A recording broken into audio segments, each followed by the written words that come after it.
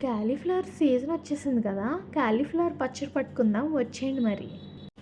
ముందుగా మనం కాలీఫ్లవర్‌ని చిన్న చిన్నగా కట్ చేసుకొని పెట్టుకోవాలి. అందులో సాల్ట్ ఏసి బాగా మరిగించిన వాటర్‌ని వేసి 5 నిమిషాలు అలాగే వదిలేయాలి. అలా వేయడం వల్ల కాలీఫ్లవర్‌లో పురుగులు ఏమన్నా ఉంటే పైకొచ్చేస్తాయి.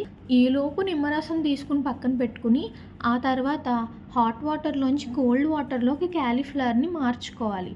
మనం తీసుకున్నవి 2 కాలీఫ్లవర్స్ అండి. కాలీఫ్లవర్ ముక్కల్ని ఎండలో కానీ, ఫ్యాన్ కింద కానీ పల్చగా ఒక క్లాత్ మీద తీసుకుని ఆరబెట్టుకోవాలండి.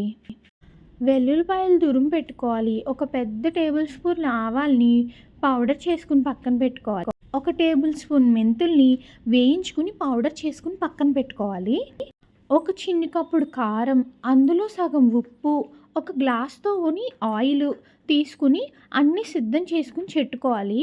అంతే, వరసగా చూపిస్తున్న విధంగా ఆరిన ముక్కల్లో కంప్లీట్‌గా ఇవన్నీ వేసి బాగా కలుపుకోవాలి.